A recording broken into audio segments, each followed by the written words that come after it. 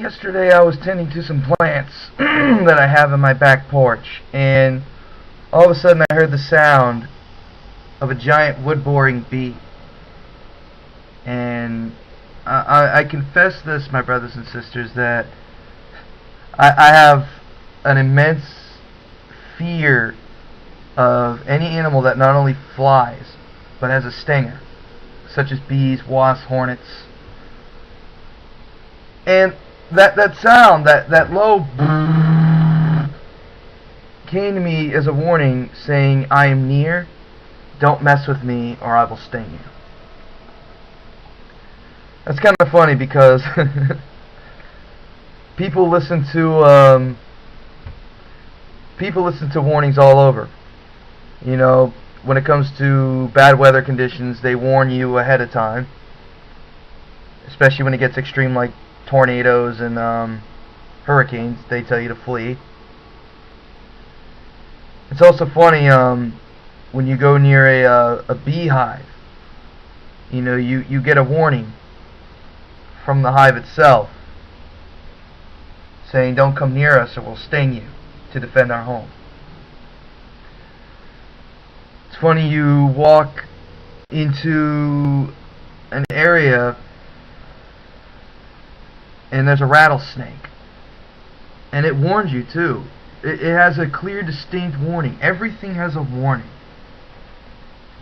Yet Yahweh warns us the dangers of doing something that He considers ungodly, and gives us the consequences of sin, which is death.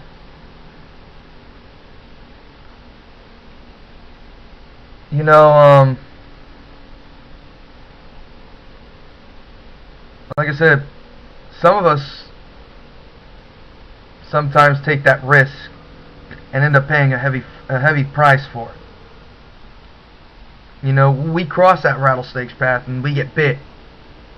Then we end up going to the hospital, or, you know, if we're in the middle of a desert, we end up dying. You know, we all, we'll go near that wasp nest and we end up getting stung, and we end up being in pain. If you're allergic, then, you're rushed to the hospital. If you're nowhere near a hospital, then you die. But there's also another thing, because as much as there's a lot of dangerous and deadly animals that give us warning, there are also dangerous and deadly animals that don't. And Satan, in a way, is like that. He is like the spider. He's like the scorpion.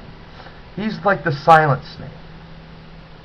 You know, unless it's a cottonmouth. But I'm not doing a scientific lecture. I'm trying to do a spiritual one. You know, the devil's like that. He's like the scorpion who gets into your shoe. You put your shoe in, next thing you know, you get stung. Adam and Eve were warned to stay away from the tree of knowledge and good and evil. And Yahweh gave them the consequences, saying, if you do, you will die. Eve listened to a poisonous deception from a serpent and bit the fruit, and they suffered the consequences.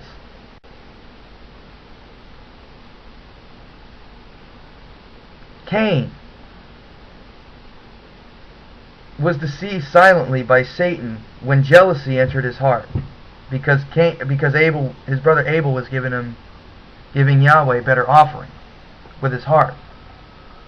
And Cain, just being selfish and jealous and angry, was bitten by a poisonous sin and caused him to murder his brother.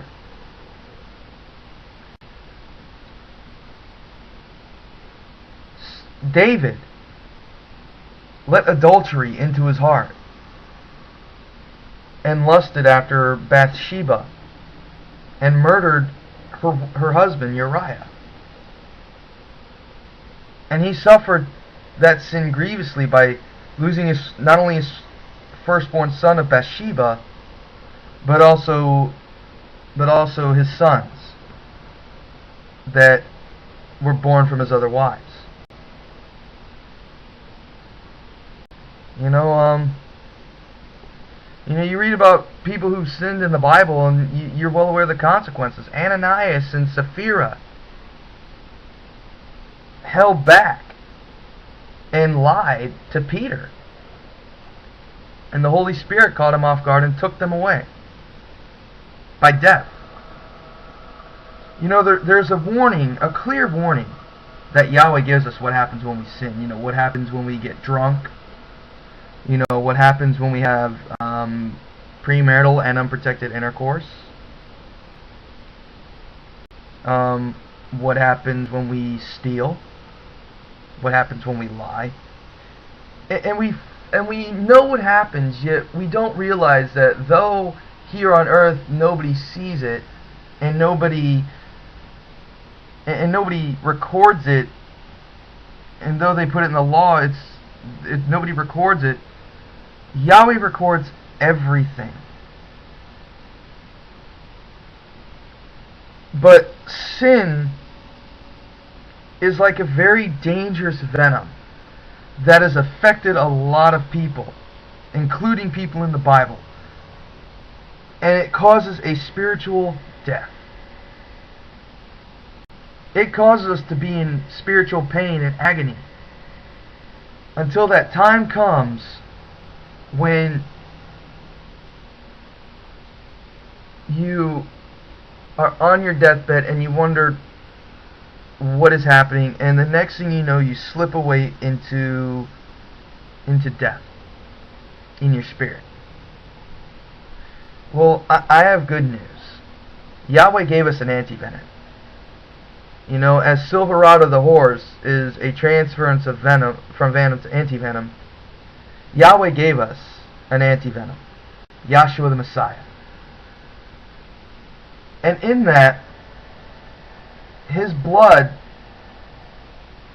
was the transference from sin to an antivenom, a forgiveness, if you will. And a good example is in the gospel, where Yahshua was crucified with two thieves. And one thief denied the very thing that could have saved him. But one thief confessed that he was bitten by sin. And Yahshua forgave him. And you know, when I think about that, and when I think about the warnings that are given to us by, you know, to stay away from sin, and to be aware of the consequences so we get stung or bit. You know, when I think about it, it sometimes really scares me, because we all sin and fall short of the glory. And in my case, every time, you know, a form of sin comes up and stings me out of nowhere, it's a very painful thing, spiritually.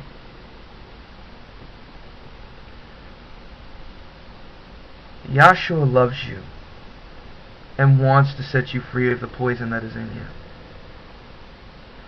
He wants to give you that antivenom, which is his blood. He wants to set you free from the pain. The spiritual pain, not the physical. That he will give you if you ask him. But in these end times, you know, and there is still time to plead and confess Yahshua as sovereign. You know, to confess to Yahweh the Father that he sent his Son for your sake. Because the time is coming close that he's going to close the door onto those people who didn't confess, who didn't turn away from their wickedness and stay away from their wickedness. And he's going to say, I never knew you. Depart from me, you worker of lawlessness. But to those who also strive to keep his commandments, will enter into an everlasting life with Yahshua. Think about that. I will probably provide a better teaching with this, but It was just something that came onto my mind. Yahweh bless. I love you guys.